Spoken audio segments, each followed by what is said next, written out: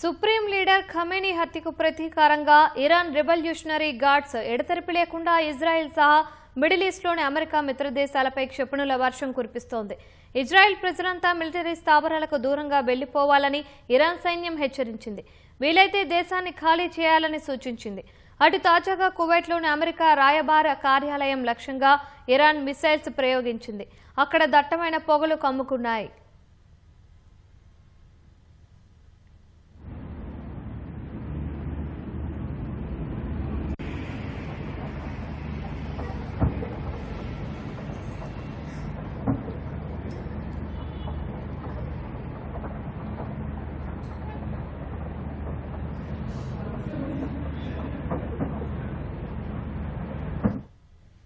కువైట్లోని 2 American military బేస్లను Iran క్షిపణులు, డ్రోన్లు దెబ్బతీశాయి.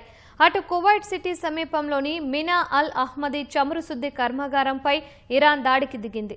శిథిలాలు పడి 2 కార్మికులకు స్వల్ప గాయాలయ్యాయి. దోహా, అబుదాబిలో పేలుళ్ల శబ్దాలు వినిపించాయి. బహ్రెయిన్లోని యుఎస్ బేస్ను మరోసారి ఇరాన్ క్షిపణి దెబ్బతీసింది.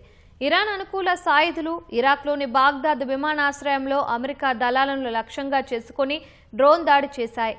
మరో ఇరాకీ నగరం ఇర్బిల్లోని యుఎస్ స్థావరంపై దూసుకొచ్చిన డ్రోన్ను కూల్చివేశారు. అటు బ్రిటిష్ స్థావరాన్ని లక్ష్యంగా చేసుకుని డ్రోన్ దాడి జరిగిందని సైప్రస్ తెలిపింది.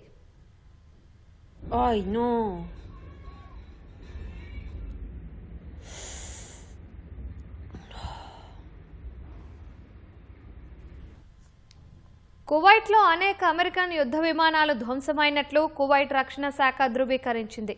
పైలట్లందరూ సురక్షితంగా బయటపడ్డారని తెలిపింది. ప్రమాదాలకు గల కారణాలను తెలపలేదు. దీనిపై అమెరికా సెంట్రల్ కమాండ్ ఇంకా స్పందించలేదు. అటు కువైట్లో ఒక F-15 యుద్ధ విమానాన్ని కూల్చామంటూ ఓ వీడియోను ఇరాన్ షేర్ చేసింది. ఆ యుద్ధ విమానం అమెరికాదా లేక ఇజ్రాయెల్దా అనేది తెలియరాలేదు. ప్రపంచంలోనే అతి పెద్దదైన సౌదీ అరేబియాలోని ఆయిల్ రిఫైనరీ పై ఇరాన్ డ్రోన్లు విధ్వంసం సృష్టించాయి. రాస్ తనూరాలోని ఆరామ్కో చమురు శుద్ధి కేంద్రంపై షహీద్ 136 డ్రోన్లు విరుచుకుపడ్డాయి. అక్కడ భారీగా మంటలతో పాటు దట్టమైన పొగలు వ్యాపించాయి. వెంటనే అప్రమత్తమైన విపత్తు నిర్వహణ సిబ్బంది నష్ట నివారణ చర్యలు చేపట్టారు. బహ్రెయిన్లో ఉగ్రవాదులు జరిగే అవకాశం ఉందని, అమెరికన్ పౌరులు హోటళ్లకు దూరంగా ఉండాలని అమెరికా హెచ్చరించింది.